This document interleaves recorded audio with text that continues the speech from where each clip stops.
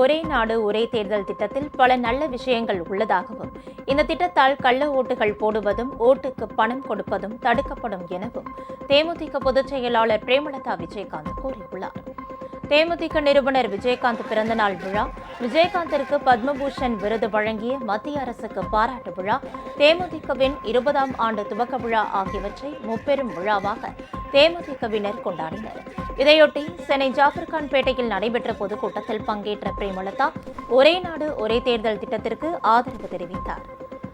ஒரே நாடு ஒரே தேர்தல் அப்படிங்கிறாங்களே, அப்படின்னு அது நம்ம நிச்சயமாக ஒரே நாடு ஒரே தேர்தல் அப்படிங்கிறது சாத்தியமா என்பது ஒரு மிகப்பெரிய கேள்வி. ஆனால் நல்ல விஷயங்கள் அதன் பின்னாடி இருக்கிறது என்பதை யாரும் மறந்துட முடியாது. ஓட்டுக்கு காசு கொடுக்கிற கலாச்சாரம் முதல்ல ஒழிக்கப்படும். அது மட்டும் இல்ல, கள்ள ஓட்டு போடுவதும் தடுக்கப்படும். அது மட்டும் இல்லை, இன்றைக்கு மக்களுடைய வரிப்பணத்துல தான் தேர்தல் நடக்குது. அந்த வரிப்பணம் வீணாகாம நம்ம தடுக்க முடியும்.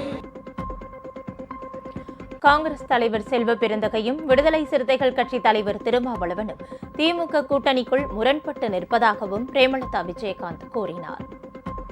செல்வ பெருந்தகை அவர்கள் என்ன சொல்றாரு? மீண்டும் காமராஜர் ஆட்சியை அமைப்பதுதான் காங்கிரசினுடைய கொள்கை என்கிறார். அப்ப திமுக ஆட்சி சரியில்லை என்பதை சகோதரர் திருமாவளவன் அவர்களும் செல்வ பெருந்தகை அவர்களும் ஓபன் ஸ்டேட்மெண்ட் கொடுத்திருக்காங்க. அப்ப இந்த ஆட்சியின் அவலம் எப்படி இருக்கு? உள்ளங்கை நெல்லிக்கனியாக தெள்ள தெளிவாக ஒரு மோசமான ஆட்சி நடக்கிறது என்பதை கூட்டணியில இருப்பவர்களை இன்னைக்கு சொல்கின்ற நிலைமைதான் இன்னைக்கு தமிழ்நாடு முழுக்க நடந்துகிட்டு இருக்கு. உங்கள் ராஜ் நியூஸ் தொலைக்காட்சியில் திங்கள் முதல் வெள்ளி வரை தினந்தோறும் பிற்பகல் 2 மணிக்கு உங்கள் பகுதியில் உள்ள குறைகளை நேரலையில் தெரிவிக்கும் புகார் பெட்டி நிகழ்ச்சி. பங்கு பெறுங்கள், பயனடையுங்கள், காணத் தவறாதீர்கள்.